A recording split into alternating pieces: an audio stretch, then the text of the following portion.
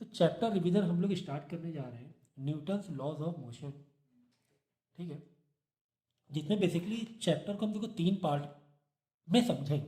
मतलब कहीं ना कहीं जो भी क्वेश्चन होगा वेट वाली बातें होंगी, नॉर्मल की बातें होंगी, टेंशन की बातें होंगी, फ्रिक्शन हम लोग बाद में करेंगे। तो ये 3 पार्ट में करेंगे। फ्रिक्शन भी है न्यूटन्स लॉ ऑफ मोशन में, लेकिन फ्रिक्शन के लिए चैप्टर ही अलग दिया गया है, क्योंकि यहाँ पे फ्रिक्शन को हमने डाल दिया तो फिर काफ़ी कन्फ्यूजन हो जाएगी। तो फ्रिक्शन इसी चैप्टर को एक एड ऑन फ्रैक्शन डाल के वही न्यूमेरिकल्स होंगे फ्रिक्शन में भी, ठीक है ना। तो यही न्यूमेरिकल्स में यही कॉन्सेप्ट फ्रिक्शन डाल देंगे, तो फ्रिक्शन के पॉइंट ऑफ व्यू से सॉल्व करेंगे। कहीं ना कहीं से अपोजिट फोर्स को माइनस करते हुए चलेंगे सारे कॉन्सेप्ट में।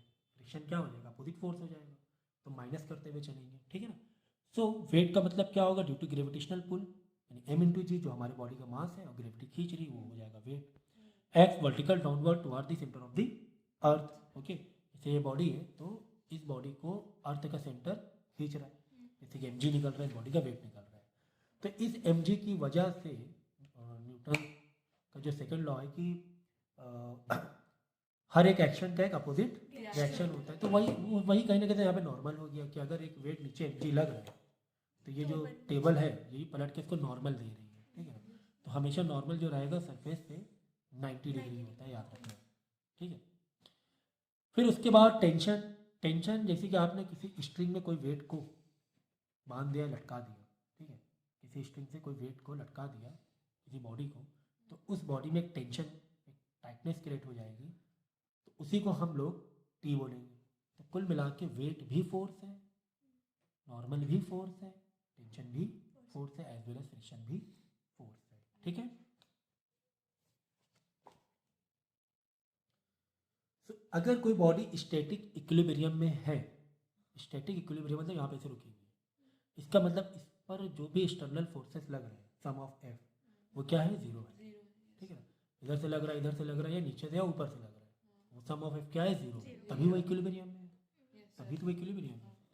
सो बॉडी एट रेस्ट या इक्विलिब्रियम में तो सम ऑफ एफ जीरो हो जाएगा, sum of F X and sum of F Y, मतलब दोनों ही डायरेक्शन से जो भी फोर्स रहेंगे वो जीरो होंगे, ठीक है। इसके अलावा एक बहुत इंपॉर्टेंट इक्वेशन हम लोग यहाँ पे समझेंगे। अगर ये डायग्राम है हमारे पास, ठीक है, तो इस डायग्राम में आप देख लो कि 2 स्ट्रिंग से एक बॉडी को लटकाया हुआ है, यानी इस एक स्ट्रिंग में T2 टेंशन लग रही है और एक स्ट्रिंग में T1 टेंशन लग रही है, ठीक है। तो T1 T2, चलो यहाँ पे T2 ले लो, यहाँ पे T1 ले लो, क्योंकि एंगल भी चेंज करना पड़ेगा, ठीक है। ये T2 हो गया, ये T1 हो गया। इस बॉडी से एंगल जो बन रहा है स्ट्रिंग का वो θ2, T2 की जगह T2 वाली स्ट्रिंग में θ2 बन रहा है और T1 वाली स्ट्रिंग में θ1 बन रहा है, ठीक है। तो अब इससे पहले देखो यहाँ पर आ जाएंगे हम लोग, ये जो फॉर्मूला है ना ये बहुत ज़रूरी है। देखो क्या लिखा हुआ, T1 sin θ1 plus T2 sin θ2 is equal to mg, और एक और फॉर्मूला दिया हुआ है T1 cos θ1 is equal to T2 cos θ2, ये दोनों आपस में इक्वेट हो रहे हैं। तो यहाँ पे डायग्राम में समझेंगे, देखो कैसे इक्वेट हो रहे हैं। यहाँ पर इस बॉडी से हमने क्या करा, बॉडी से जो नॉर्मल होता है, देखो हम क्या करेंगे, इस ये जो बॉडी लटकी हुई ना इसको एक्स और वाई में बांटेंगे सारे फोर्सेस को। हम यही करें sum of X X sum of F Y, कि एफ एक्स वाले में कितने फोर्स लग रहे हैं, वाई वाले में कितने फोर्स लग रहे हैं, ठीक है। तो डेफिनेटली इसमें जो नॉर्मल लग रहा होगा वो क्या होगा, एन होगा, ठीक है। यानी रिजल्टेंट के लिए आपको इस नॉर्मल को 2 पार्ट में तोड़ना पड़ेगा। 2 पार्ट में हम तोड़ेंगे तो एक तरफ लग जाएगा साइन और एक तरफ लग जाएगा कॉस। अगर ये बॉडी इधर नहीं जा रही है तो यानी एक्स में इधर मूव नहीं कर रही है, ना इधर ना इधर जा रही है, मतलब दोनों के अपोजिट डायरेक्शन में जो फोर्सेस लग रहे होंगे वो क्या लग रहे होंगे, इक्वल लग रहे होंगे, यही बात है ना। तो अब देखो ये जो T2 स्ट्रिंग है जो कि एक्स डायरेक्शन से θ2 एंगल बना रही, इसको हम 2 पार्ट में तोड़ लेंगे, एक T2 sin थीटा और एक T2 cos थीटा, है ना। एक तरफ sin थीटा और एक तरफ cos थीटा, ठीक है। दूसरी तरफ इस T1 को भी हम 2 पार्ट में तोड़ लेंगे, इस टेंशन को, एक y वाले में और एक रिजल्टेंट को 2 कंपोनेंट बना लिए हमने। तो इधर T1 sin θ1 हो जाएगा क्योंकि एंगल के अपोजिट साइन होता है और एंगल के साथ में cos होता है, और इधर T1 cos थीटा बना लेंगे। अब हमें यह पता चल गया कि x में इस तरफ क्या है फोर्स और x में इस तरफ फोर्स क्या, इस तरफ क्या आ रहा था T2 cos थीटा, देखिए इसकी वजह से पेंसिल है,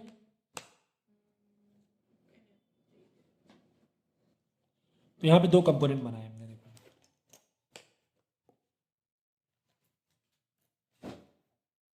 T2 के बना रहा हूँ मैं, ये एक कंपोनेंट और एक ये, ठीक है। यहाँ पे T2 का कौन सा आ जाएगा, साइन थीटा आ जाएगा। यहाँ पे T2 का ही कौन सा आ जाएगा, कॉस थीटा आ जाएगा। ओके, अब इसके भी दो कंपोनेंट कर लिए, एक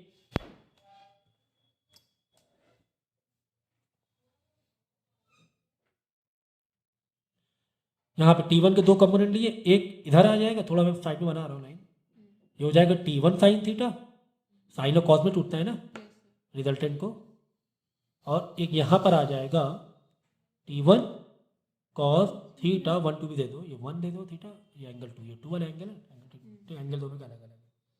अब देखो ये बॉडी एक्स में क्या इधर उधर हो रही है क्या, नहीं हो रही, इसका मतलब ये जो फोर्स है T2 वाला इस फोर्स के बराबर होगा, तभी तो एक्स में मूव नहीं कर रही, तो हमने यहाँ दे दिया कि T1 cos theta 1 is equal to T2 cos theta 2, ठीक है। अब यहाँ पर देखो बॉडी का नीचे जो फोर्स लग रहा है, नीचे जो फोर्स लगे कौन सा लगेगा, mg लगेगा, नीचे जो फोर्स लगेगा डाउनवर्ड कौन सा लगेगा, इस पॉइंट से mg लगेगा, लेकिन ये नीचे तो नहीं गिर रहा है बॉडी, नीचे क्यों नहीं गिर रहा है, ऊपर कोई लोग पकड़े हुए, कौन पकड़े हुए, T2 sine theta 1 T2 sine theta 2 plus T1 sine theta 1, ठीक है ना। ये mg नीचे नीचे ग्रेविटी खींच रही है, नीचे क्यों नहीं गिर रहा है, कोई पकड़े हुए है, कोई फोर्स उधर से खींच रहा है, कौन खींच रहा है, टी के दो कंपोनेंट खींच रहे हैं, ये वाली रस्सी भी खींच रही है, ये वाली रस्सी भी खींच रही है, ठीक है ना। तो वही किया हमने, mg यानी ये नीचे नहीं गिरा, यानी mg के बराबर, यानी कि इसके अगेंस्ट, इसके बराबर कोई तो उसे फोर्स खींच रहा है ऊपर, तभी ये बॉडी नीचे नहीं गिर रही है। तो mg के अगेंस्ट कौन, दो लोग खींच रहे हैं, दो रस्सी खींच रहे हैं, T1 का साइन थीटा 1 वाला कंपोनेंट और T2 का साइन थीटा 2 वाला कंपोनेंट खींच रहे हैं। तो ये दो इक्वेशन निकल आएंगी। अब यही दो इक्वेशन से ही हम लोग अलग अलग सॉल्यूशंस करते हैं या इसी पर प्रॉब्लम्स आती हैं, ठीक है। इसके अलावा एक और कॉन्सेप्ट है Lami's theorem. Lami's theorem actually ये थ्योरम में ऐसा है कि आपका T2 और T1 है, तो T2 के सामने एक एंगल बनेगा 90 प्लस थीटा 1 और T1 के सामने एक एंगल बनेगा 90 प्लस थीटा 2, ठीक है ना। ये दो आपके एंगल बनेंगे और ये तीसरा एंगल जो होगा वो जो दो स्ट्रिंग के बीच में होगा वो थीटा 3 एंगल होगा, ठीक है ना। ये 3 एंगल हो जाएंगे। तो इसमें एक फॉर्मूला आपको दिया हुआ लामीज थ्योरम। लामीज थ्योरम क्या कह रहा है, mg अपॉन साइन थीटा 3 कर लो, तो थीटा 3 कौन सा एंगल है, दो स्ट्रिंग के बीच वाला एंगल है। फिर T1 एक जो स्ट्रिंग है T1 के नीचे साइन 90 माइनस थीटा 2 कर दो, तो हमने ये वाला एंगल कर दिया 90 माइनस थीटा 2। फिर T2 ये जो T2 है, T2 के अपोजिट एंगल देखो, T2 का अपोजिट मतलब ये दोनों से बन रहा है, ये दोनों से एंगल, ठीक है ना। कौन सा बन रहा है, T2 sine upon 90 plus theta 1, ये एंगल बन रहा है। तो ये अगर लगा देंगे तो यहाँ पे जो भी तुम्हें वेरिएबल चाहिए, जो भी वेरिएबल पूछा हो सकता है T2 पूछ ले, हो सकता है mg पूछ ले, बाकी इंफॉर्मेशन गिवन होगा। तो ये थीटा 3 थीटा 2 और थीटा 1 मिला कैसे, फिर से सुनिए, T1 के सामने थीटा 2 रहेगा, T2 के सामने थीटा 1 वाला रहेगा, जो थीटा 3 वो दो स्ट्रिंग के बीच में रहेगा, ठीक है। तो T2 के सामने 90 प्लस थीटा 1, T1 के सामने 90 प्लस थीटा 2, ठीक है। एंगल ये अलग अलग है, अपोजिट एंगल लेने हैं बस, ये सोचो जो T ले रहे हो उसका अपोजिट वाला एंगल, यहाँ पे जो T ले रहे हो इनका इन बाकी दो से जो तुम्हारा एंगल बन रहा है वो इसका अपोजिट ले लो, ठीक है, सीधी बना लो mg। ओके, समझ में आया। तो ये डायरेक्ट हम फॉर्मूला भी लगा सकते हैं। एग्जाम्पल दिया हुआ है, द 50 किलोग्राम स्मूथ स्फेयर है, रेस्ट स्मूथ मतलब फ्रिक्शन के कॉन्सेप्ट यहाँ पे नहीं है, rest on the 30 degree incline, कुछ इस तरीके से, जैसे यहाँ पे एक स्टॉपर लगाया हुआ है और यहाँ पे एक 90 डिग्री पे स्टॉपर लगाया है, ठीक है, यहाँ पे 30 डिग्री पे लगाया और ये इसको रोका हुआ है हमने, ठीक है। incline A and B bears against the smooth vertical walls B, ठीक है, ये दोनों पे रुका हुआ है। Calculate the contact force at A and at B, यहाँ पे हमें फोर्सेस पता करना है, ठीक है ना। अब देखो इसका हम लोग पहले बनाएंगे FBT, ठीक है ना, पॉइंट डायग्राम बनाएंगे। ये जो कांटेक्ट है इस स्फेयर को नॉर्मल कितना कहाँ दे रहा होगा? नॉर्मल हमेशा कांटेक्ट से 90 डिग्री में होता है, 90 पे होता है, ठीक है ना। तो ये अगर इसका एक सेंटर ले लें स्फेयर का, तो ये जो कांटेक्ट है, ये कांटेक्ट, ये सरफेस इस स्फेयर को नॉर्मल रिएक्शन देगा, यानी कि यहां से ऐसे पकड़ लिया तो ये आ गया। ओके, ठीक है, ओके। फिर ये जो कांटेक्ट है, क्योंकि ये तो 90 डिग्री पर है, ये 90 डिग्री पर है, 90 डिग्री पर, तो ये वाला पूरा सेंटर से ही इसके परपेंडिकुलर ही चला जाएगा, तो वो ये वाला हो गया। देखो, ये जो कांटेक्ट है यहाँ से जो नॉर्मल है वो अपोजिट रिएक्शन देगा, यानी इधर से ऐसे, तो ये वाला ये हो गया बी वाला नॉर्मल। ओके, समझ गया ना। इधर से जो आ रहा मैंने इस पॉइंट से दिया हुआ है, ये अपोजिट, ठीक है। इस पूरे बॉडी को हमने एक पॉइंट मान लिया, ठीक है ना, इस पूरे स्फेयर को पॉइंट मान लिया, तो ये वाला बी वाला कांटेक्ट इसके अपोजिट नॉर्मल रिएक्शन देगा, ये हो गया एन बी। ओके, ठीक है। अब यहां नीचे तो एम जी लगने वाला है ना, तो नीचे लग रहा है एम जी 50 किलो था, मतलब 500 न्यूटन नीचे लग रहा है। ये आपका डायग्राम तैयार हो गया। अब आई बात समझ में। अब क्या करना है आपको, कंपोनेंट अलग अलग करने हैं और आंसर को निकालना है, या तो फिर जो लेमिस थ्योरम है उसके थ्रू भी हम इसे कर सकते हैं। लेमिस थ्योरम क्या कह रहा है, देखो, जिसके अगेंस्ट जो आप टी ले रहे हो, यानी जो फोर्स आप ले रहे हो, यहाँ पे फोर्स है, यहाँ पे टी नहीं देता, फोर्स है, तो उसके अपोजिट हमें एंगल लेना पड़ेगा। इसके अपोजिट यह एंगल हो जाएगा, इसके अपोजिट यह एंगल हो जाएगा। तो देखो लेमिस थ्योरम क्या कह रहा है, पहले तो हमें डालना है m g upon theta sine theta 3, m g मतलब यहाँ पे 500, ये जो 500 है इसके अगेंस्ट ये जो भी एंगल बन रहा है, वो एंगल कैसे निकालेंगे बता रहा हूँ मैं। यानी कि पहला जो बता रहा है, मैं फॉर्मूला यहाँ लिख देता हूँ, m g upon sine theta 3 T1 sine 90 plus theta 2, क्योंकि 1 है तो यहाँ पे थीटा 1 2 अपने हिसाब से कर सकते हो, is equal to T2 upon cos, ये साइन ही रहेगा, 90 थीटा 1, ठीक है ना। अब 1 2 3 अपने हिसाब से दे दो, कुल मिला के इसके अपोजिट ये एंगल है, ऐसे पूछो, इसके अपोजिट ये एंगल है, इसके अपोजिट ये एंगल है, और ये एम जी का अपोजिट ये एंगल है, ठीक है ना। तो एम जी का अपोजिट तो हो गया 120 डिग्री, एम जी का अपोजिट हो गया साइन 120 डिग्री, ठीक है। अब इसके अपोजिट ये एंगल है, ठीक है ना, इसके अपोजिट ये एंगल है, तो यानी 90 प्लस में चल रहा है, ठीक है। इसके अपोजिट ये एंगल है, ठीक है ना। तो यहां पे देखो, और तीनों आपस में इक्वल है, तीनों आपस में क्या इक्वल है, तो कोई भी दो जहां पर जिसके पास ज्यादा इंफॉर्मेशन है, आप ये दो से भी सॉल्व कर सकते हो, या ये दो से भी सॉल्व कर सकते हो, या तो बाद में आप साइमल्टेनियस भी क्वेश्चन से भी मार सकते हो अगर दोनों में इंफॉर्मेशन कम है, ठीक है। अब देखो यहाँ पे कितना एंगल बन रहा है, यानी एन ए के अपोजिट, इसके अपोजिट, ये वाले का अपोजिट कितना आ रहा है, 90 डिग्री। क्यों 90 डिग्री आ रहा है, देखो इसको ऐसे शिफ्ट करो, ये जो है ना इसको ऐसे शिफ्ट किया, ये ऐसे हुआ, 90 डिग्री हुआ कि नहीं हुआ, है कि नहीं। ये जो लाइन है उधर जा रही है, सोचो ये जो है ये पॉइंट नॉर्मल इस पॉइंट से आगे जाएगा, तो इसको ज़रा शिफ्ट करो, सेंटर पे लाओ, सेंटर पे लेकर आए तो कितना बना, 90 बना, क्योंकि सरफेस से देख लो 90 डिग्री में था।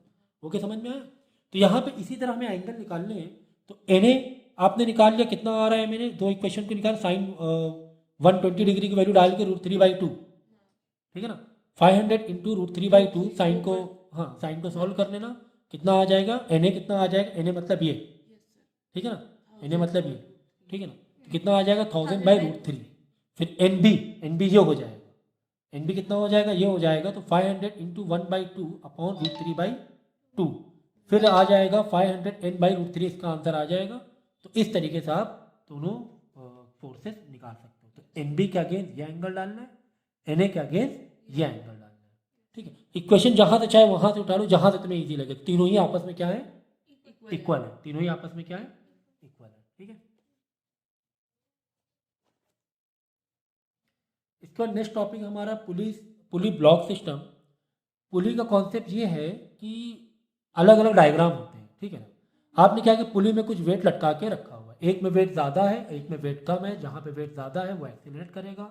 अगर एक बॉडी ऊपर दिख रही है, एक बॉडी नीचे है, इसका मतलब यहाँ एक्सीलरेशन जो है वो डाउनवर्ड है, ठीक है ना।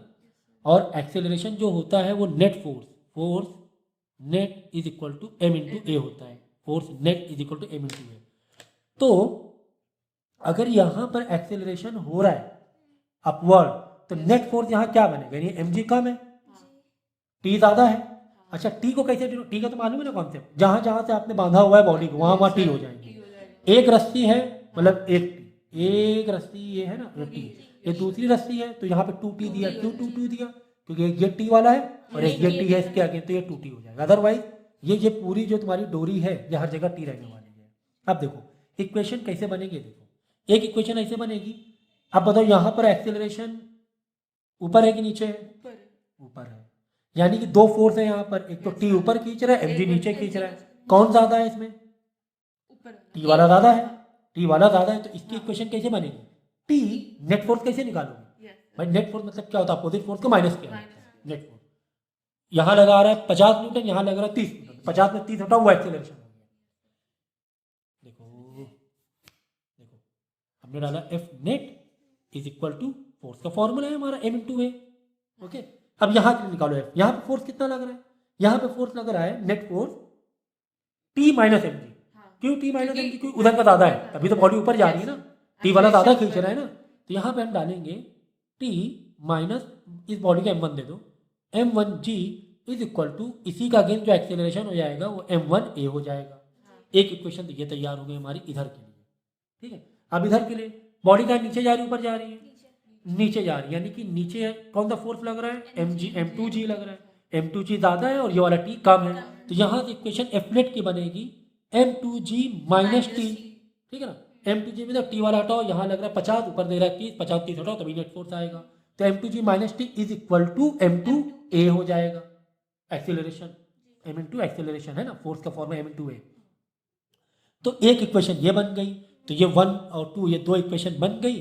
दोनों को तुम सॉल्व करोगे तो t इज इक्वल टू ये फॉर्मूला बिल्कुल दिलो दिमाग में बैठा लेना। इन शॉर्ट चाहो तो रिड्यूस करके भी निकाल सकते हो, टी रिड्यूस दोनों को बाई एडिंग करो या बाई एडिंग ही करो, क्योंकि माइनस टी में एक प्लस टी में टी कटेगा, यहाँ से जी कटे, जो भी चीज़ें आ रही हैं वो सिंप्लीफाई करके इधर से ए कॉमन लेना, इधर से जी कॉमन लेना और आंसर आ जाएगा आपका। तो टी इक्वल टू निकल आएगा 2m1m2 upon m1 plus m2 into जी।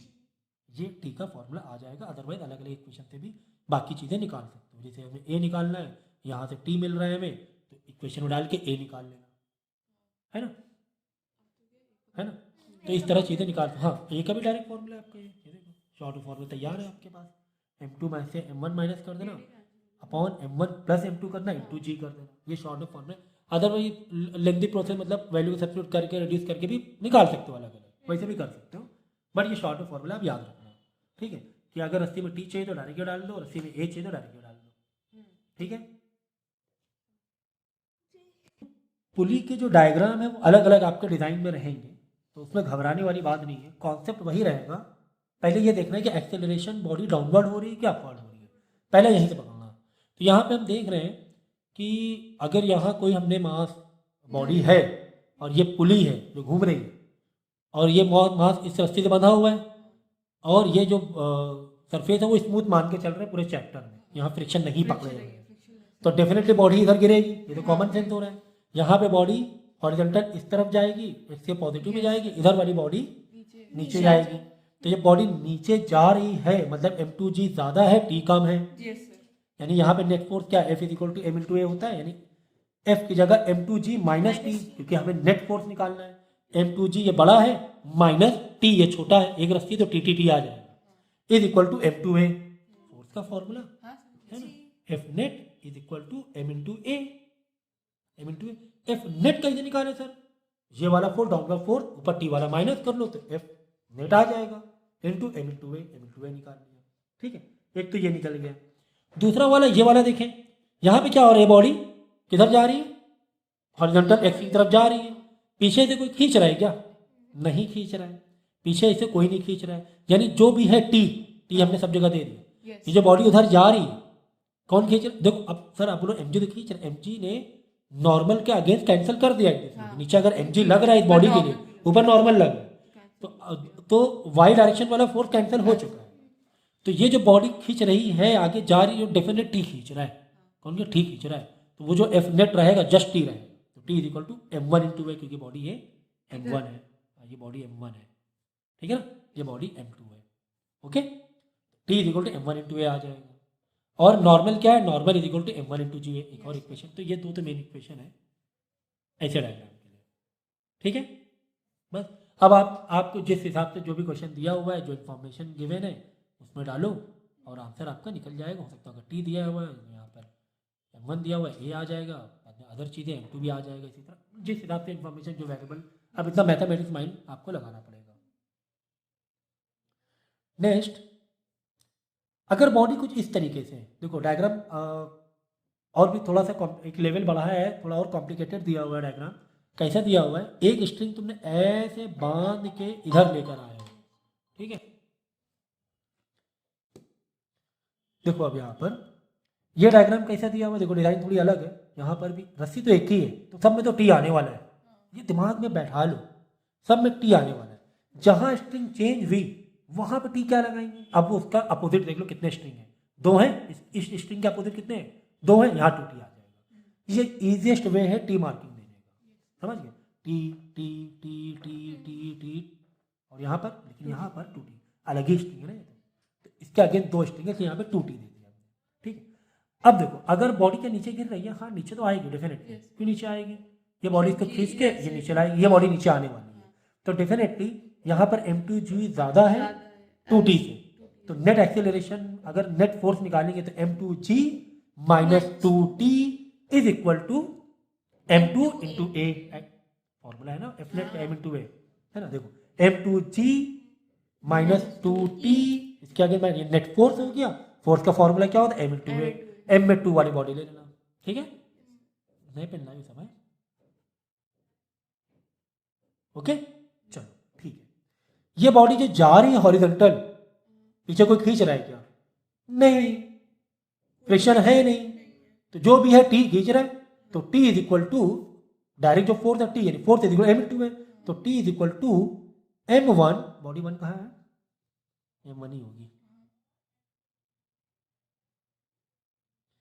m1 हाँ m1 इंटू, अब एक्सीलरेशन में हमने क्या दिया हुआ है? देखो 2 है। अब देखो ये 2 है कैसे आ रहा है, देखो अब यहां से लगाओ फॉर्मूला, यहां पे क्या है? m2g minus 2t is equal to m2 है, ठीक है। ये बॉडी नीचे एक्सेलरेट कर रही है, किससे कर रही है? यहां से जब एक्सेलरेशन निकालोगे इस बॉडी का, क्योंकि बात समझो जरा, यहाँ पर बात समझो, ये स्ट्रिंग खींच रही है, समझो 10 सेंटीमीटर गया, बात समझे, बहुत इंपॉर्टेंट, 10 सेंटीमीटर गया, इसके अगेंस्ट ये कितने सेंटीमीटर नीचे आया? इसके अगेंस्ट अगर ये 10 सेंटीमीटर जा रहा है तो ये 5 ही सेंटीमीटर नीचे आएगा। यहाँ पर ऐसा नहीं है, यहाँ पर देखो, यहाँ अगर 10 सेंटीमीटर आगे गया तो 10 सेंटीमीटर नीचे आ जाएगा। मेरी बात समझ, यहाँ पर इस डायग्राम में 10 सेंटीमीटर आगे गया, रस्सी बिल्कुल वही एक ही डायरेक्ट स्ट्रिंग है, ये 10 सेंटीमीटर नीचे आ जाएगा। लेकिन यहाँ पे क्या हो रहा है कि ये जो 10 सेंटीमीटर आगे जा रहा है, ये वाला 5 और ये वाला 5 एडजस्ट हो रहा है, दो स्ट्रिंग है, ठीक है ना। ये जो 10 आगे गया, ये जो 10 आगे गया, इधर 5 इधर 5, अगर आपको 10 का याद होगा तो इसमें भी ऐसे हम लोग करते थे। तो ये जो नीचे आएगा, इसके 10 जाने पर ये 5 ही नीचे आएगा, यानी इसका जो एक्सेलरेशन है और इसका एक्सेलरेशन में हाफ या कह लो डबल का फर्क है। अगर इसका एक्सेलरेशन 10 मीटर पर सेकेंड तो 20 मीटर पर सेकेंड हो जाएगा, क्योंकि अगर ये 5 सेंटीमीटर नीचे आ रहा है तो ये 10 सेंटीमीटर आगे जा रहा है। क्यों? ये दो स्ट्रिंग डिवाइड कर रही है डिस्टेंस को, ये दो स्ट्रिंग इस स्ट्रिंग को डिस्टेंस को डिवाइड कर रही है, क्योंकि ये नीचे, तुम खुद ही सोचे ना, ये अगर नीचे आ रहा है तो ये वाला डिस्टेंस ना कवर हुआ होगा, इधर से भी तो नीचे, ये जो पूरा ये रोल है ये दोनों तरफ से नीचे नीचे आया होगा ना, 5-5 है ना। इधर का भी तो पहले ये ऊपर होगा, सोचो ये वाला व्हील ऊपर होगा ना पहले, है ना। जब नीचे आया होगा तो इधर का 5 इधर का 5, ये 10 सेंटीमीटर कहाँ जाएगा? इधर 5 नीचे आया और इधर 5 नीचे आया, ये कॉमन सेंस है कि नहीं?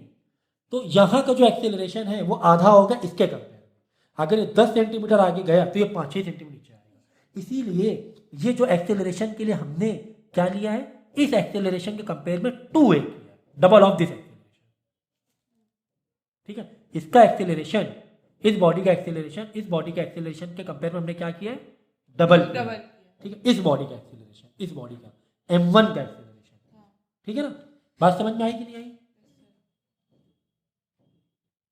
अब देखो ये भी बहुत इंपॉर्टेंट कॉन्सेप्ट है, वेइंग मशीन, मतलब जैसे लिफ्ट में आप हो, लिफ्ट से बेस में आते हैं इसका क्वेश्चन।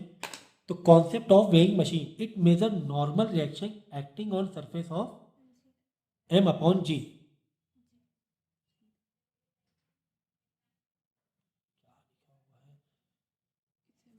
तो normal is equal to mg, यानी कि अगर हमें मास निकालना होता है तो नॉर्मल अपॉन g कर लेते हैं हम लोग मास निकालने के लिए। ठीक है ना, देखो अब इसमें क्या होता है कि अगर एग्जाम्पल के तौर पे आप लिफ्ट में हो, ठीक है, आपका वेट 70 kg बता रहा है और लिफ्ट में ही मशीन लगी हुई है, वेइंग मशीन है, और लिफ्ट क्या करे, एक्सेलरेट ऊपर कर रही है। जब एक्सेलरेशन ऊपर होगा तो वेट क्या होगा, सोचो जरा, कम बताएगा ज़्यादा बताएगा, ज़्यादा बताएगा। Very good. ठीक है ना, तो अब यहाँ पर वही अपवर्ड डायरेक्शन है कि डाउनवर्ड डायरेक्शन है। ठीक है, तो यहाँ पे देखो n minus m g is equal to M a आएगा। क्यों आएगा m a? Force, net force क्यों आएगा, क्योंकि जब आप ऊपर जाओगे तो नीचे नॉर्मल है ना, ज़्यादा हो जाएगा, नॉर्मल एम जी से ज़्यादा हो जाएगा, तो नेट के लिए तो वो माइनस करना पड़ेगा। तो n minus m g is equal to M A.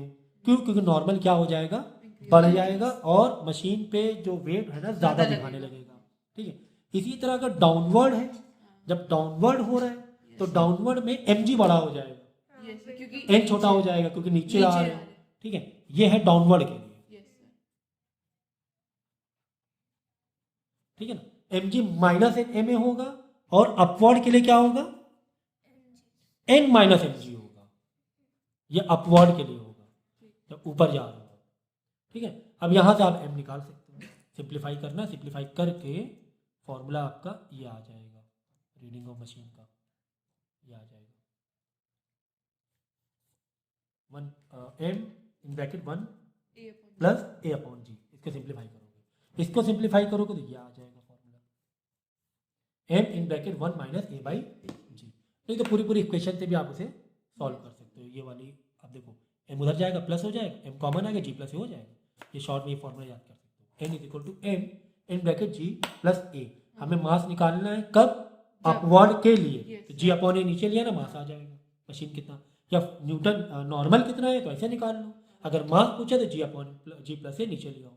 ठीक है, यहाँ पर ये वाला फॉर्मूला है, ये याद कर लो चाहो तो शॉर्ट में, ये छोड़ दो, याद कर लो बस सीधा ये वाला। तो ये फॉर्मूला किसके लिए, when you are going upward, और ये वाला when you are going downward. अगर नॉर्मल निकालना है तो m बाहर रखो, g माइनस a कर दो, a दिया रहेगा लिफ्ट का एक्सीलरेशन। ठीक है, g तो हमें पता ही है। इसी तरह अगर आप ऊपर जा रहे हो लिफ्ट में और नॉर्मल कितना लग रहा है तो n is equal to m in bracket g plus a कर दोगे। ठीक है, देखो अगर फोर्स, अब यहाँ पर क्या है, हम लोग आ रहे हैं डिफरेंशियल इंटीग्रेशन वाले कॉन्सेप्ट में, कि फोर्स आपको डायरेक्ट नहीं दी गई है, आपको कुछ फंक्शन में दी गई है। तो अगर फोर्स फंक्शन में दी गई है, ठीक है ना, जैसे टाइम के फंक्शन में दी गई है, तो फोर्स का फॉर्मूला क्या होता है, force is equal to m into A, ये फॉर्मूला होता है ना, force is equal to m into A. ठीक है ना, अब टाइम के रेस्पेक्ट में दिया है तो टाइम के रेस्पेक्ट में ए को क्या लिखते हैं बताओ जरा, dv बाई dt, यही तो लिखते हैं बस। यानी फोर्स अगर टाइम के रेस्पेक्ट में दिया हुआ है तो फॉर्मूला क्या बन जाएगा, m into dv by dt। अच्छी बात है सर। इसके बाद अगर टाइम के रेस्पेक्ट में नहीं दिया हुआ है, ठीक है ना, चलो तो अब इसके बाद क्या करोगे, ठीक है, एक इधर आ रहा हूँ, पहले इसका सिंप्लीफाई कैसे करोगे, यहाँ पे ठीक है, फंक्शन दिया हुआ है something 2t square plus 4t is equal to m into A, ऐसे दिया होगा ना फोर्स का फॉर्मूला। तो फोर्स की इक्वेशन क्या दी होगी, एग्जाम्पल के तौर पे कुछ ऐसे दी होगी, समझो 2t स्क्वायर प्लस 4t, ऐसे दी। इसको कैसे सॉल्व करोगे, और एक मास दिया होगा तो यहाँ पे डालोगे 2t square plus 4t is equal to m dv by dt, ऐसे करके डालोगे आप, है ना। क्या करोगे, dt को उधर ले जाओ, यानी टी टी एक तरफ चला जाएगा तभी सॉल्व हो पाएगा, डॉट डी टी बनेगा। और यहाँ पे डॉट डी वी हो रहा है, यानी इस वाले को v के रिस्पेक्ट में हमें इंटीग्रेट करना है, और यहाँ पे t पहुंच गया, डॉट डी टी पहुंच गया, और इस तरफ वाले को यानी इस तरफ वाले को ये इस तरफ ये लेफ्ट साइड में तुम्हारे ये t के रिस्पेक्ट में करना है। t इधर जब डॉट डी टी यहाँ पहुंचेगा तभी तो इंटीग्रेट हो पाएगा। तो यहाँ पे और एफ टी मतलब पूरा पूरा एफ टी डाला, इंटीग्रेट कहाँ करेंगे, अगर 0 से स्टार्ट हुआ है, टाइम 10 सेकंड तक में जो भी है टाइम दिया हुआ है 0 से t तक के बीच में इंटीग्रेट कर लेंगे। यहाँ पर क्योंकि यहाँ पे वेलोसिटी वाला टर्म आ रहा है, m dot d v, m तो कांस्टेंट है बाहर आ जाएगा, 1 डॉट डी वी बचेगा। तो 1 डॉट डी वी को इनिशियल वेलोसिटी क्या थी, फाइनल वेलोसिटी क्या हो गई, वो वेरिएबल डालकर उसको इंटीग्रेट मार देंगे। ठीक है, ओके चलो। और अगर फोर्स तुम्हें दिया हुआ है डिस्टेंस के टर्म में, समथिंग लाइक कि फोर्स का तुम्हें दिया, ऐसे नहीं दिया कि 20 न्यूटन, ऐसे नहीं दिया गया, तुम्हें बोला गया 3x square plus 4x, distance के टर्म में दिया हुआ है, उसके फंक्शन में, डिस्टेंस के फंक्शन में दिया हुआ है। तुम्हें ये नहीं बोला गया है कि 5 न्यूटन है 10 न्यूटन है, तुम्हें एक क्वेश्चन दे देंगे x मतलब क्या, डिस्टेंस, डिस्प्लेसमेंट के टर्म में। तो कोई बात नहीं, फॉर्मूला हमारा क्या है, F X is equal to यानी X function of force is equal to M into A, M into A. तो यहां पर हम लोग क्या करेंगे, एक और हमारा फॉर्मूला था एक्सेलरेशन का, v dot d v by d x, है ना। अब यहाँ पे कैसे डालेंगे एग्जाम्पल के तौर पे, ठीक है, एफ एक्स में एक्सेलरेशन की जगह क्या डाल देंगे, एक्स का टर्म डाल देंगे, क्या, v dot d v by d x. ठीक है, एक तो ये हो गया। अब इसके बाद अगर आपको देखो फिर बाद में क्या करना, डी एक्स एक तरफ ले जाना, v एक तरफ रहेगा, ये गलत किया हुआ, m डॉट या इसे आएगा, देखो m dot v dot d v by d x, ये होगा एफ इक्वल टू दिस। अब आई बात समझ में, ठीक है। देखो तो डी एक्स इधर आ जाएगा, यानी 3x square plus 4x dot D x, मतलब इंटीग्रेट हो जाएगा, है ना, इसी बनेगा ना। यहाँ पर क्या है, इस side 3x square plus 4x dot D x इधर आ गया, यानी इंटीग्रेट हो जाएगा, 3x स्क्वायर प्लस 4 इंटीग्रेट मार देंगे, यहाँ पे v dot d v, v के टर्म में इंटीग्रेट मार देंगे, u इनिशियल से फाइनल, m क्या क्या बचा, m dot v dot d v बचा, m dot v dot d v बचा। ठीक है, उसमें भी शायद गलती तुमने देखा था, कोई बात नहीं।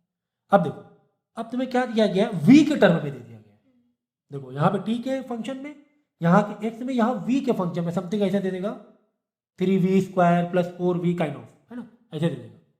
फोर्स कैसे देगा, 3v स्क्वायर प्लस 2v, कुछ भी एक वेलोसिटी के टर्म में दे दिया गया, समझो। तो उसके लिए क्या करना पड़ेगा, आप इसको पहले ओपन करोगे v के टर्म में, यानी x के टर्म में ओपन करोगे पहले, कैसे करोगे एक्सेलरेशन को, x के टर्म में v dot d v by d x, ऐसे करोगे ना, d v by d x, यहाँ पे एफ वी है, यहाँ पे क्या एफ वी है, तो डी वी वालों को तुम्हें, यानी v वालों को इधर लाना पड़ेगा, x वालों को उधर ले आना पड़ेगा, भाई v भी हमारे एक तरफ होने चाहिए। यहाँ फंक्शन क्या है, अरे बाबा ऐसे देखो, मैं इसको पूरा फॉर्मूला बना रहा हूँ, force is equal, this is your force, force is equal to m dot, अभी v के टर्म को ओपन, v को तो हमें पता नहीं है, हमें सर x के टर्म मालूम है, एक्सेलरेशन को ओपन करना, एक्सेलरेशन कैसे ओपन करते हैं, v dot d v by d x open करते हैं, v के टर्म में हमें नहीं मालूम है सर, हमें x के टर्म में पता है एक्सेलरेशन कितना होता है, v dot d v by d x होता है। अब क्या करोगे, ये देखो, अब क्या करोगे, देखो यहाँ v है, यहाँ पर x है, तो v वाले को v के पास डॉट डी वी के पास भेजो, तभी तो इंटीग्रेट कर पाओगे। v वाले पूरे को यहाँ पे गए, अपॉन में है तो डॉट डी वी ना, ये v नीचे ऊपर को रहेंगे, है तो डॉट डी वी, तो v वालों को एक तरफ भेज, m तो अलग ही कांस्टेंट छोड़ दो, v वालों को एक तरफ भेज देना, dx वाला इधर आ जाएगा, इधर कुछ नहीं सर, तो 1 डॉट dx हो गया, समझो। इसके बाद की इक्वेशन क्या बनेगी, कुछ इस तरह बनेगी, 1 डॉट dx, यहाँ कुछ नहीं बच रहा, 1 dot dx is equal to m तो बाहर ही है, ये इंटीग्रेट कर रहे हो आप, यहाँ पे इंटीग्रेट करना है। अब यहाँ पे v वाले सारे पहुंच गए, तो कैसे पहुंच गए, 1 upon 3v square plus 2v dot d v, dot d v, एक v और भी ऊपर भी रखना, ऊपर v था ना, तो v अपॉन ये पूरा इंटीग्रेशन किसके इसमें, रेस्पेक्ट में डॉट डी वी है ना, तो बस यहाँ पे x के रेस्पेक्ट में कर दो, जो भी x है कहाँ से कहाँ तक का, यहाँ पर वेलोसिटी इनिशियल और फाइनल वेलोसिटी के रेस्पेक्ट में हम इंटीग्रेट कर देंगे। हाँ, इंटीग्रेशन थोड़ा मैंने टफ दिया है इक्वेशन, इंटीग्रेशन थोड़ा सा लेंथी जाएगा, बट ये कॉन्सेप्ट है आपका, ठीक है ना। तो इंटीग्रेशन के लिए एक तरफ एक होना चाहिए, जैसे v वाले टर्म में डॉट डी वी, तो v वाले उधर भेजना चाहिए, यहाँ कुछ नहीं तो x में इधर डी एक्स इधर भेज दो, 1 डॉट डी एक्स हो जाएगा, समझ गया ना। तो इस तरह कहानी है, तीनों मैंने बता दिया कि टाइम के रिस्पेक्ट बहुत ईजी सर, इफेक्ट सर ये भी बहुत ईजी हो रहा है, हाँ v के टर्म में थोड़ा सा घुमाना पड़ रहा है, ठीक है।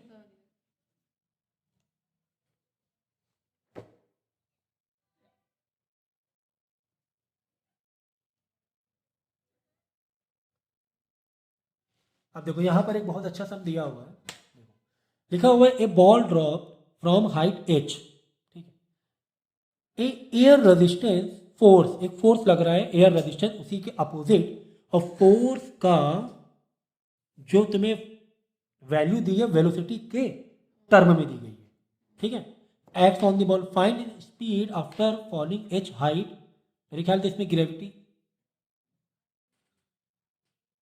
चलो ठीक है। तो अब देखो बॉल नीचे गिर रहा है तो मालूम है, हमारा फॉर्मूला क्या है, F net is equal to M into A, ये हमारा फॉर्मूला है। एफ नेट, जब बॉल नीचे गिर रहा है उसमें क्या एफ नेट क्या है, क्या जस्ट एम जी है? नहीं, जस्ट एम जी नहीं है, एयर रेजिस्टेंस भी है इसके अपोजिट, यानी M G minus C we square is equal to M A करेंगे। एफ नेट कैसे आएगा, एम जी में से, एम जी नीचे गिर रहा है, एम जी ज्यादा है, बॉल नीचे गिर रहा है मतलब नीचे वाला फोर्स ज्यादा है, मतलब एम जी ज्यादा है, और हवा उसके अपोजिट रेजिस्टेंस लगा रही, तो हवा वाला जो फोर्स है वो कम है, तो minus C we square is equal to M a. Okay, बस अब यहीं से आपको ए, क्योंकि यहाँ पे वी के टर्म में, ये तो एम जी है ठीक, कोई टेंशन नहीं, यहाँ पे वी है फोर्स के टर्म में, मतलब फोर्स को वी के फंक्शन में दिया हुआ है, यानी यहाँ पर एक्सेलरेशन को वी में ओपन कर लेना। तो वी में ओपन कैसे करेंगे, पहले इसमें एक्स में ओपन करना, v dot d v by d x है ना, एक्स के टर्म में v dot d v by d x होता है, यहाँ पे वी वी मिल गया, वी वी को एक तरफ कर देना, एम एम को कॉमन बाहर निकाल लेना, डी एस को एक तरफ कर देना, वही हमने किया, डी एस को एक तरफ किया, वन डॉट डी एक्स, यहाँ पे कर लो वन डॉट डी एक्स, कुछ नहीं बोला, वन डॉट डी एक्स, इस पूरे को उठा के यहाँ ला के रख दिया, ठीक है ना, तो वी वी वाले एक तरफ हो जाएंगे और डॉट डी एक्स वाले एक तरफ हो जाएंगे। आई बात समझ में, ये था कॉन्सेप्ट इसका। अब देखो यहाँ पर ये एग्जाम में आते हैं काफ़ी, तो यहाँ पर हम क्या कर रहे हैं, ब्लॉक को फोर्स लगा के उसको मूव कराने की कोशिश कर रहे हैं, लेकिन हमारे पास अलग अलग केस है, अलग अलग केस है। एक केस तो ये है कि हमने फोर्स इधर से लगाया, मतलब हॉरिजॉन्टल डायरेक्शन में लग रहा है, ठीक है ना, इस तरह लग रहा है, और बॉडी जो मूव होगी वो भी इस तरफ होगी, क्यों, क्योंकि फ्रिक्शन तो हम मान के नहीं चल रहे ना, तो जितना भी फोर्स लगाया तो पूरा पूरा एम ए हो गया, ठीक है, कोई भी रोकने वाला नहीं है, एफ नेट मतलब जस्ट पूरा एफ हो गया यहाँ पर, ठीक है, क्यों सर, नीचे एम जी है, एम जी है तो ऊपर नॉर्मल है, हटा दो उसे, एन आर या एन कुछ भी रख लो, ठीक है, या तुम्हारे बुक में आर से बोला गया तो यहाँ पे एन भी कर सकते हो, तो एम जी ने आर को हटा दिया, यानी जितना भी तुमने फोर्स लगाया that will be your m a, that will be your m a. Okay okay okay, ठीक है, तो नेट फोर्स में कुछ भी प्लस माइनस नहीं है। ये तो अब इधर आ जाओ, नेक्स्ट वाला टॉपिक, फोर्स इंक्लाइन और सम एंगल में। हमने क्या किया, फोर्स तो मैं इसे लगा रहा है इस तरफ, सम एंगल में, किसके एंगल में, डिस्प्लेसमेंट वाले के पॉइंट ऑफ व्यू से, यानी कि जो बॉडी डिस्प्लेस कर रही है वो तो हॉरिजॉन्टल कर रही है, लेकिन फोर्स कैसे लगा रहे हैं, इस तरफ लगा रहे हैं। अब हम क्या करेंगे, इस इंक्लाइन प्लेन, इस जो सरफेस से फोर्स के दो टर्म निकाल लेंगे, क्यों, देखो बॉडी किधर डिस्प्लेस कर रही है, सुनो एक्स डायरेक्शन में, तो हमें फोर्स का कौन वाला कंपोनेंट चाहिए होगा, जो एक्स में लग रहा है, बॉडी एक्स में डिस्प्लेस हो रही ना, तो सही फोर्स हम कैसे मिलेगी यार, एक्स वाला फोर्स कितना लगा रहा है बॉडी को खींचने में, तो समझ गया ना, इस फोर्स के दो कंपोनेंट मार लेंगे, एक वर्टिकल एक हॉरिजॉन्टल, वर्टिकल हो गया F sine theta, horizontal F cos theta, यानी ये जो बॉडी मूव की है, यानी एम ए जो मिला है वो किसकी वजह से मिला है, एफ कॉस थीटा की वजह से मिला है। ये देखो ये जो एम ए मिल रहा है ये जस्ट एफ कॉस थीटा की वजह से मिला है, तो फोर्स है कितनी, एफ नहीं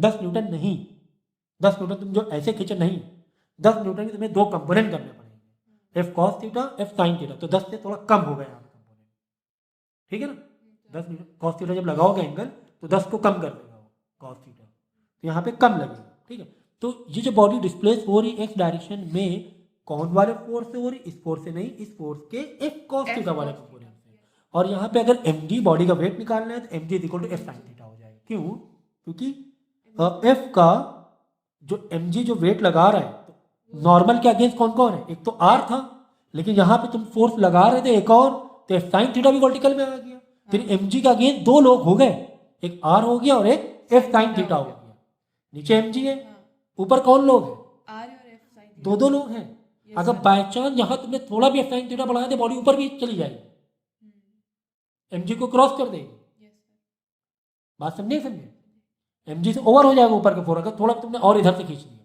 यानी एफ साइन थीटा बढ़ जाएगा तुम्हारा, तो आर प्लस एम साइन मिलकर ज्यादा वैल्यू हो जाएगी, बॉडी ऊपर खींचने लगेगी, है ना, तुम सोचो फोर्स ऐसे खींचो तो बॉडी इधर जाएगी ऊपर जाएगी, ऊपर जाएगी, वैल्यू बढ़ जाएगी ना इधर की, बात समझे, तो यहाँ पे एम जी का अगेंस्ट कौन कौन है?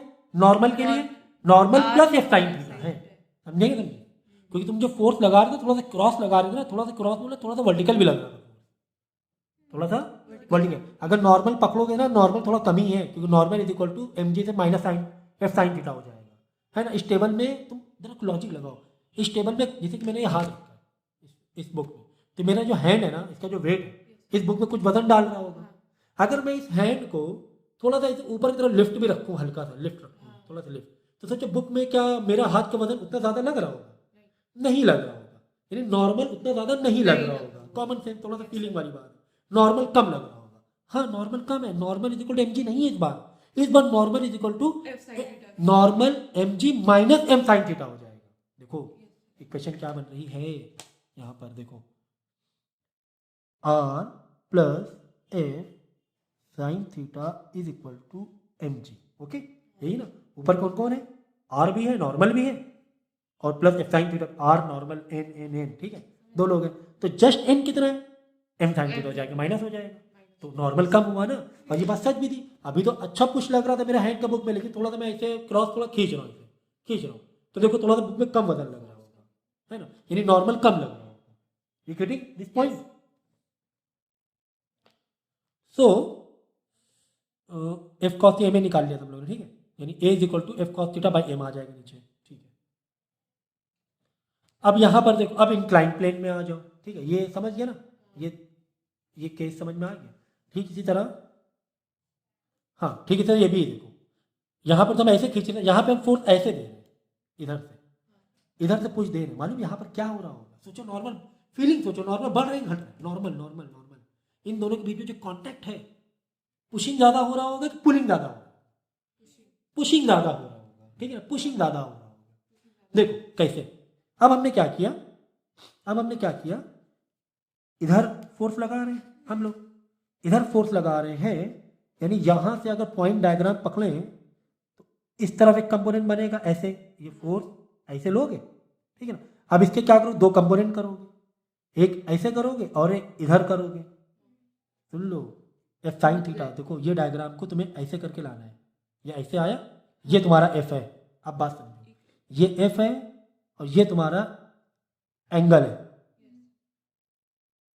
ठीक है ना, ये तुम्हारा एंगल है, जो एंगल ये वही एंगल ये, तो यहाँ पर लग रहा है तुम्हारा एफ कॉस थीटा, एंगल के पास एफ कॉस थीटा, इस तरफ नीचे साइन थीटा भी लग रहा है, एफ साइन थीटा, ये एफ कॉस, कोई बात नहीं, हम तुम्हें इजी तरीके से समझा रहे हैं ना, वरना कंफ्यूज हो जाओगे कि इधर एफ साइन थीटा नीचे क्यों है डायरेक्शन में, एफ साइन थीटा ऊपर गया लेकिन डायरेक्शन नीचे दिखा रहा है, ठीक है, तो इसकी वजह ये है। अब यहाँ से इधर फोर्स लगा रहे हैं ना, फोर्स इधर जा रहे हैं ना, तो यहाँ से दो कंपोनेंट अलग अलग, ये एंगल हो गया, ये हो गया एफ, एंगल के पास एफ कॉस थीटा, एंगल के पास एफ साइन थीटा। अब नीचे कौन कौन है मालूम? नीचे एम जी भी है और एफ साइन थीटा भी, ऊपर सिर्फ आर है, ऊपर सिर्फ नॉर्मल, ऊपर क्या होगा, ऊपर कुछ बची ना रहे ना, ऊपर सिर्फ नॉर्मल, और नीचे एम जी प्लस एफ साइन थीटा है, यानी नॉर्मल देखो ज्यादा आया कि नहीं आया, एम जी प्लस साइन थीटा, और कौन सा फोर्स इसको मूव करा रहा है? Just f cos theta move करा रहा है, गॉट इट, गॉट इट। तो यहाँ पे नॉर्मल काफी आ जाएगा इस डायग्राम में, normal is equal to M G plus F sine theta आ जाएगा, जब पुश तुम इस तरह कर रहे हो इस डायरेक्शन में, नॉर्मल काफी बड़ा हुआ दिख रहा है, और ऊपर की तरफ खींच रहे तो उल्टा हो रहा है, ठीक है, ये याद रखना। अब देखो इंक्लाइन प्लेन का, इंक्लाइन प्लेन में क्या हो रहा है कि आपने देखो, हम मान के चल रहे हैं कि फ्रिक्शन नहीं है, ओके, फ्रिक्शन नहीं है, ओके, ये हमने बॉडी रख दी, ठीक है। अब एम जी जो तुम्हारा रहेगा वो तो सेंटर की तरफ ही रहेगा, सेंटर की तरफ ही रहेगा, ओके, और नॉर्मल जो है वो सरफेस से हमेशा 90 डिग्री, ये सरफेस है, ये सरफेस है, नॉर्मल हमेशा परपेंडिकुलर, याद रखना, हमेशा परपेंडिकुलर, ठीक है। अब नॉर्मल तुमने परपेंडिकुलर किया हुआ है, तो नॉर्मल का एग्जिस्टेंस कहाँ से आ रहा है पता है? नॉर्मल पैदा ही कहाँ से हो रहा है? एम जी से ही पैदा हो रहा है, एम जी है तो नॉर्मल है, पहले समझो, ठीक है ना। अब जो हमें, अब यानी कि एम जी के जब नॉर्मल तो ऐसे है ना, अपोजिट डायरेक्शन, मतलब ऐसे आएगा, ठीक है, तो अब हमें क्या करना पड़ेगा, नॉर्मल के अगेन एम जी देखना पड़ेगा, एम जी क्या है, एम जी जबकि इधर है, लेकिन हमें एम जी कौन सा चाहिए कंपोनेंट, इधर वाला चाहिए, नॉर्मल होता है एम जी, बस दिलो दिमाग में बैठा लो, ठीक है, एम जी तो बिल्कुल कह रहा है मैं तो सेंटर ऑफ द अर्थ में जाऊंगी, नॉर्मल क्या कह रहा है भाई mg, तुम मेरे अगेंस्ट क्या हो बताओ। तो mg के दो कंपोनेंट, ये mg है, mg के दो कंपोनेंट कर देंगे, एक नॉर्मल के बिल्कुल अगेंस्ट इस तरीके से, नॉर्मल के अगेंस्ट हुआ, और एक जो डिस्प्लेसमेंट हो रहा है, क्योंकि नीचे सरक रहा है, नहीं सरकेगा अगर स्मूथ है, डेफिनेटली बॉक्स सरकेगा क्योंकि स्मूथ है, फ्रिक्शन है ही नहीं। कौन सरका रहा है इसे नीचे कौन ले जा रहा है, सोचो। mg तो ले जा रही है, लेकिन mg कौन सा कंपोनेंट, अदर साइड, ये दो कंपोनेंट है। अब देख रहे साइन कॉस कौन सा है, देख समझ गया ना। तो ये वाला कंपोनेंट, ये mg ब्लैक वाला main mg centre of the अर्थ, तो इस ब्लैक के दो कंपोनेंट किया अलग अलग, एक इधर एक इधर, ठीक है। तो इधर वाला होता है साइन थीटा और इधर वाला होता है कॉस थीटा, यानी normal is equal to mg cos theta हो जाएगा, और ये जो फोर्स है एक्सेलरेशन के लिए जो फोर्स है वो हो जाएगा mg साइन थीटा, यानी mg sine theta is equal to ma हो जाएगा, ठीक है। मतलब force net is equal to ma होता है हमारा, मास इनटू एक्सेलरेशन। तो यहाँ पे फोर्स जो लगाएंगे, बॉक्स को मूव कराने वाला फोर्स, मूवमेंट वाला, वो लगाएंगे mg sine theta is equal to m, ये लगेगा। आई बात समझ में। और इधर नॉर्मल जो है, नॉर्मल हो रहा है mg कॉस थीटा के बराबर। अब कॉन्सेप्ट समझ में आया कि नहीं आया। तो ये सारी चीजें सब मैं पुराने लेक्चर सब इससे भी अच्छे तरीके से शायद बताया होगा, क्योंकि मैं डिटेल में समझा रहा था वहां पर।